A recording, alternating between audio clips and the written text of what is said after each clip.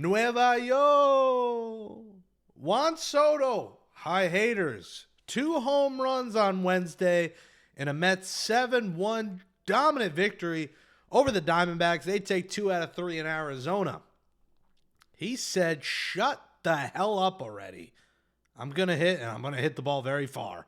And that's exactly what he did. 1 to right center, 1 to left center, 2 piss missiles, 4 homers in 2 games against the Diamondbacks, 2 of the 6 games. 2 2-homer games. Juan Soto's now at 7 homers, and everyone talked about his average, and he's not doing well, and this and that. 7 homers, 17 RBIs. He's hitting .261. His OBP is now .385. Shut up. He's here. He's arrived. He's hitting the ball well, and the Mets needed that victory over the Diamondbacks to avoid losing 3 straight series. Now they get, my goodness, a much-needed off day on Thursday before the Chicago Cubs come to town in a battle of first place versus first place, New York versus Chicago. Oh, it's going to be a doozy at Citi Field this weekend. You're watching Mets Daily. I'm your host, Jake Brown, at Jake Brown Radio on all social media. Make sure you subscribe to the Mets Daily channel. Smash that thumbs up, please, on this video. It helps the channel. And comment below what you think of Juan Soto's day. What do you think about the haters of Juan Soto? Let us know in the comments below. Membership program is starting. We're about a week away. Excited to bring that out to you. A lot of exclusive content and giveaways are coming. So keep on coming back to Mets Daily. Share the channel. We'll hopefully have an announcement on that next week. And thank you so much for the support of us so far here at Mets Daily. Over 1,400 subscribers. And again, subscribe to my YouTube at Jake Brown Radio. Follow me on Twitter, Instagram, TikTok, where we've been doing pre- and post-game live shows there, which we'll also take here at some point. So buckle up for that. It wasn't just Juan Soto. It was Kodai Senga, who pitched 6 scoreless innings as his remarkable season continues for the Mets. Senga shoves once again. His ERA is now down to 1.16. 6 innings, 2 hits, 4 strikeouts.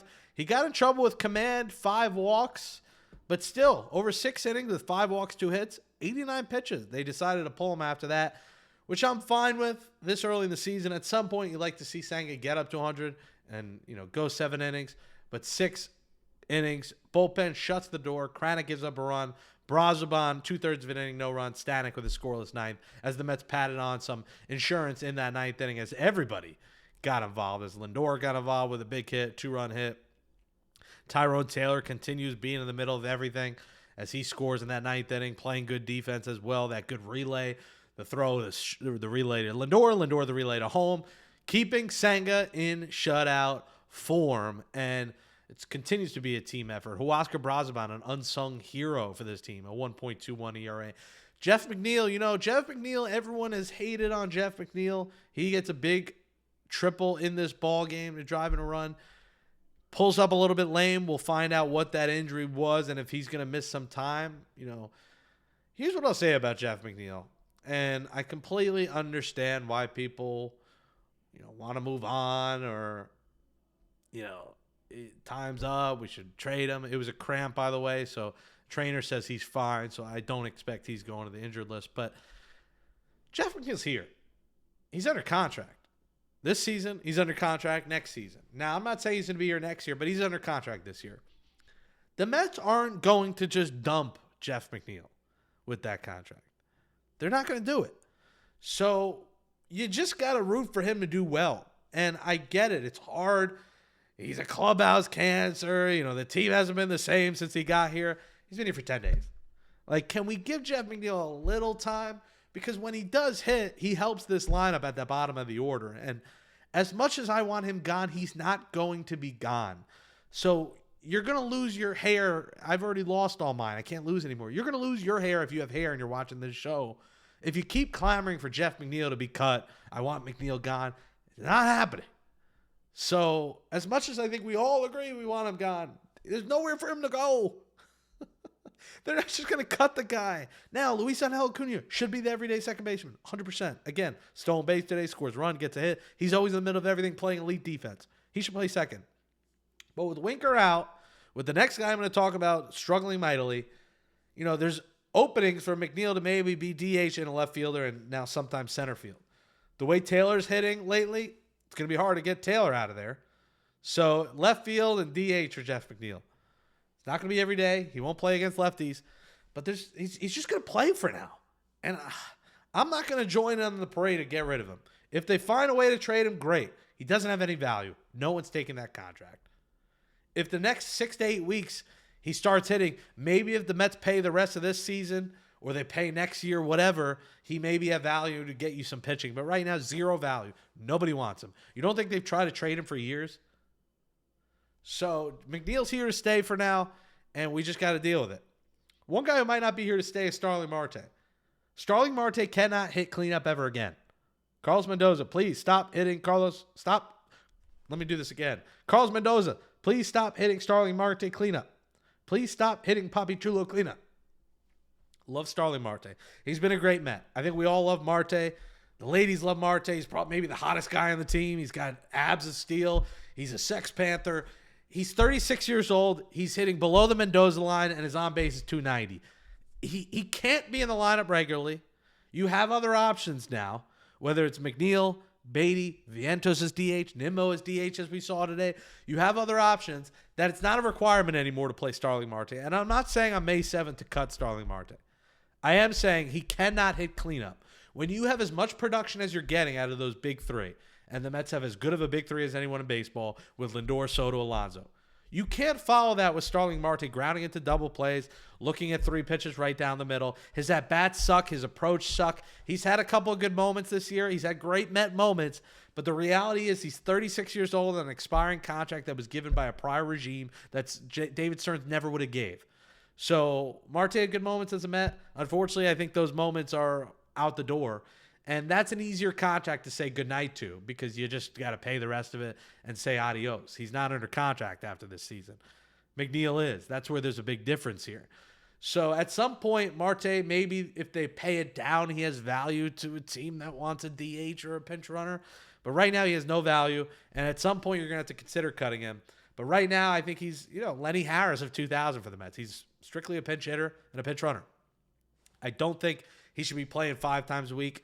Even with Winker out, now you have options as a righty. You can DH Vientos, and play Beatty at third for now. We'll see if Beatty hits. He's 0-for-4 in his first game. He reached on an error, but in his first game back. So, again, the Marte parte may not be – it might be Marte no parte. Because, one, he shouldn't hit cleanup. If you're going to hit him, put him at the bottom of the lineup. Enough is enough. I get why you put him at cleanup. You want speed in the middle of the lineup.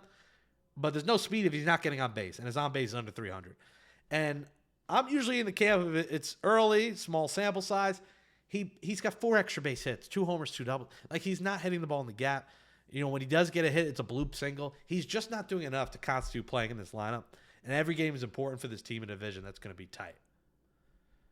And every game's important for this bullpen because this bullpen is battered and bruised, and they try to help that today, as you see the numbers on the screen, by signing Colin Posh to a minor league contract. He will start in AAA Syracuse. So let me tell you a little bit about this signing. First off, the Mets aren't going to trade for, a murderer's row lefty, a dominant lefty in May. They're just not available yet.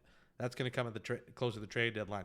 These are those diamond in the rough findings that David Stearns likes to get. And yes, as you see at the bottom, Posh was bad for the Nationals this year.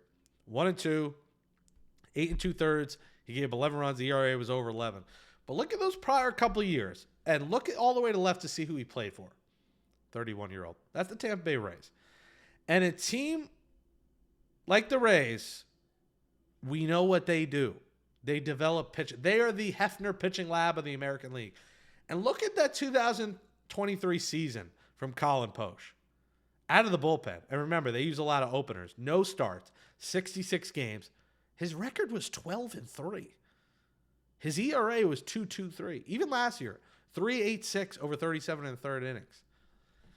Not saying he'll ever make it, but if you want to look for that Danny Young replacement, you might have found it. You might have found it here in Colin Posh. And working with his Mets pitching staff, working with the lab. Now, in-season lab's a little bit different than off-season lab, which is where Griffin Canning thrived. But look for Colin Posh to be a potential dark horse option to replace Danny Young as the lefty in the pen. Right now, Genesis Cabrera if he falters, maybe Posh is the guy. Those 2022 through 2024 seasons, very encouraging with the Rays, who developed pitching well. So he had those 2 years, the pandemic short, and in 2021 as well, where he didn't play with injuries. But those 3 seasons, and the Mets loved those guys, the guys who, have struggled earlier in the year or may have struggled a little bit the year prior, and they fixed them. Well, he didn't really struggle terribly the year prior. He struggled, the first 6 weeks of this season. But look for Colin Posh to maybe be a guy as a dark horse in this Mets bullpen. I'm Jake Brown. This is Mets Daily. Thank you so much for watching. Subscribe, smash that thumbs up, comment below. What do you think going into this homestand coming up? You got the Cubs, you got the Pirates, you got Subway Series. It's going to be a fun month of Mets baseball. First place Mets baseball as the boys just keep finding ways to win. They are now 24-14, a 2.5 game lead in the NL East over the Phillies. Off day tomorrow. We regroup on Thursday. You might see this dropping on Thursday. So if it does, which I think it is, we will talk to you Friday. We'll get you ready for the Cubs. We'll have a great guest on. And again, memberships coming soon. Smash the thumbs up. Share Mets Daily with all your Mets friends and family. We appreciate the support so far. Let's go Mets. We love this team. We're in this together. And the boys are in first place, and they'll keep riding high. Great series win in Arizona today. Everyone's getting involved. And thank you for you getting involved on Mets Daily. We'll talk to you tomorrow. Thanks for watching. And let's go Knicks. And let's go Mets.